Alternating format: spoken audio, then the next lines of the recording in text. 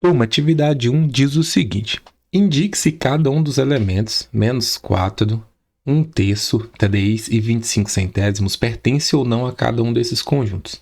Primeiro, o conjunto A ele é definido, e aí, então vamos fazer uma leitura que busque a compreensão, beleza? Tá falando ali, ó, que todo elemento desse conjunto é um elemento desse conjunto se ele for um número inteiro.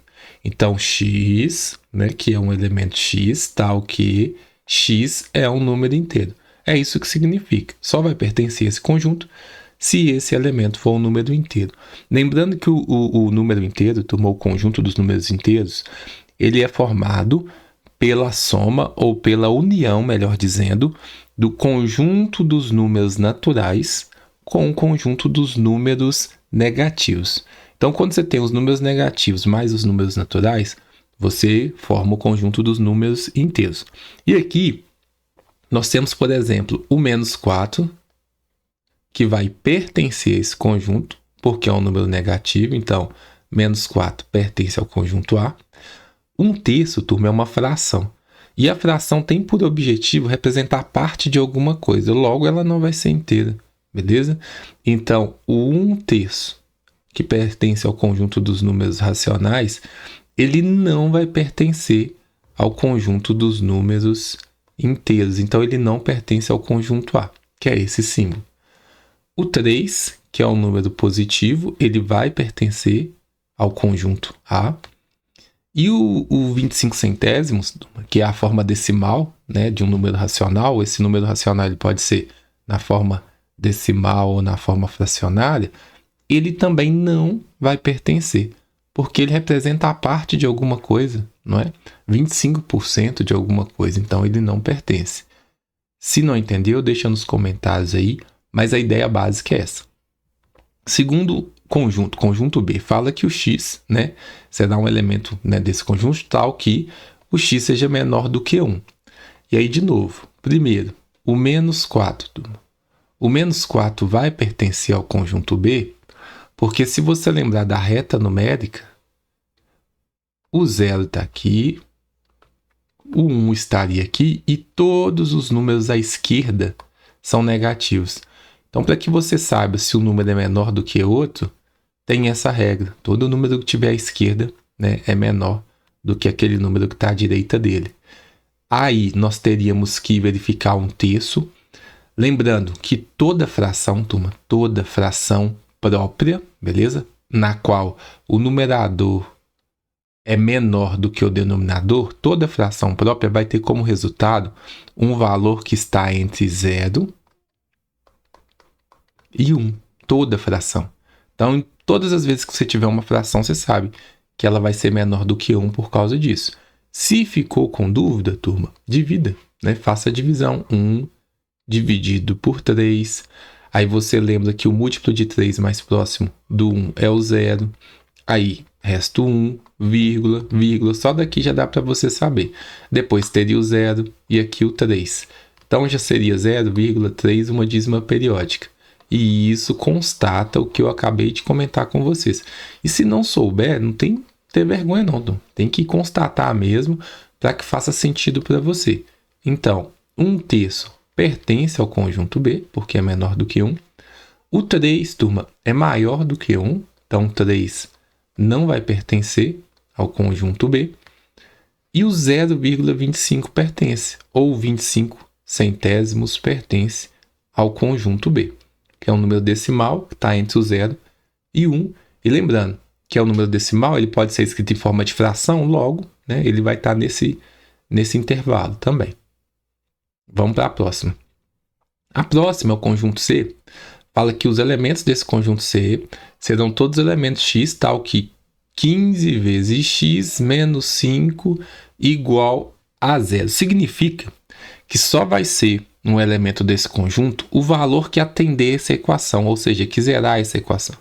Então, antes mesmo de nós verificarmos cada item, como assim verificar? Você chegaria aqui, ó, colocaria o -4 no lugar do x e verificaria se daria 0. Só que isso nem precisa, porque, embora aqui seria ó, -60, -5, -65, diferente de 0. então não é um elemento. Só que você não precisa testar, beleza? Porque essa regra, né, desse conjunto é uma equação do primeiro grau. Então seria mais fácil você resolver a equação, 15x menos 5 igual a 0, e aí você descobriria qual era o único elemento, já que é uma equação do primeiro grau, qual que seria o único elemento desse conjunto. Então nós temos aqui que 15x é igual o 5 que subtrai. Lembrando que, por mais que tenha essa ideia, né, de escrever do outro lado pela operação inversa, na origem você somou 5 dos dois lados, só mesmo para deixar entendido, turma. E depois nós temos que x é igual a 5. O 15 que multiplica, a gente vai reescrever ele aqui dividindo, e nós teríamos que que x é igual a 1/3. Por que 1/3? Porque aqui em cima a gente pode simplificar. 5 dividido por 5 é 1, 15 dividido por 5 é 3, beleza? Então, nesse ponto, fica mais fácil pelo seguinte: só 1/3 pertence a esse conjunto, já que né, esse valor é uma raiz da equação. Como assim é uma raiz, turma? 15 vezes um determinado valor. Se esse valor for 1/3, olha o que vai acontecer, turma. 15 vezes 1, 15. 3 vezes 1, que estava aqui no denominador do 15, 3. Então, nós temos que 15 dividido por 3 menos 5 tem que dar 0. 15 dividido por 3 é 5. 5 menos 5 é 0. Então, a igualdade é verdadeira. Beleza?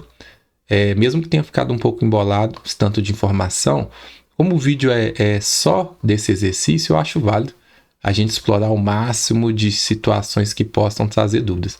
E se você ficou com dúvida, deixa aí no comentário que a gente tenta explicar de uma maneira diferente.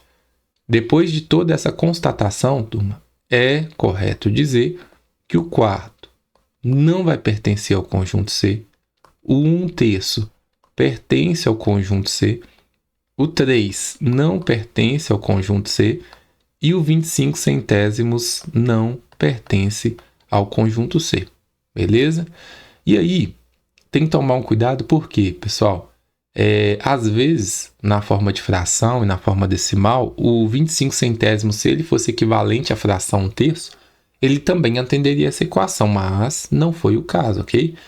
E aí, por final, nós temos a letra D, que diz o seguinte, que os elementos, né, desse conjunto D serão os valores nos quais, né, pertencem ao intervalo de maiores do que menos 2 e menores do que 1/4. E antes mesmo de você tentar deduzir, turma, você tem que saber qual é a...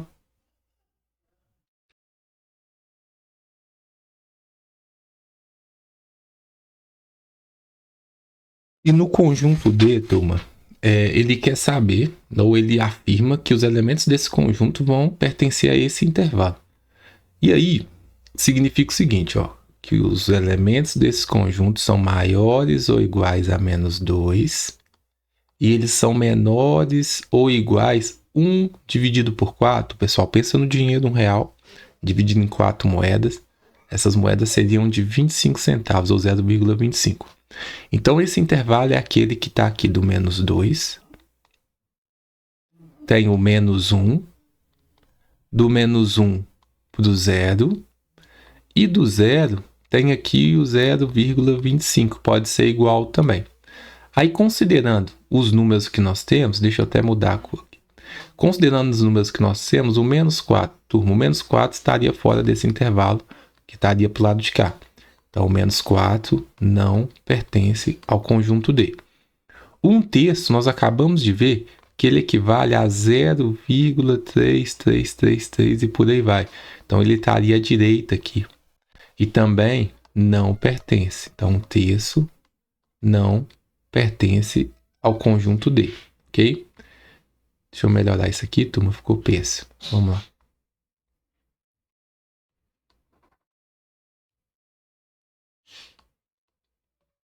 O 1/3 não pertence ao conjunto D.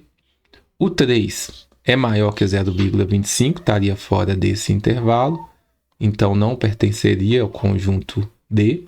O único valor ou único elemento que pertenceria ao conjunto D, turma, é o 25 centésimos, porque coloca aqui o sinal de menor ou igual.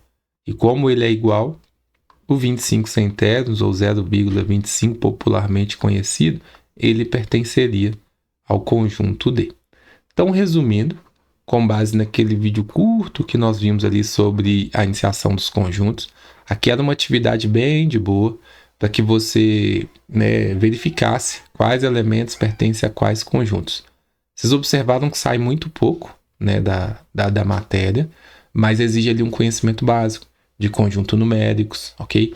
Por ser ensino médio, por ser primeiro ano, teve algo aqui que você não entendeu ou que você não soube? Tenta pensar nisso, beleza? Um abraço e até a próxima.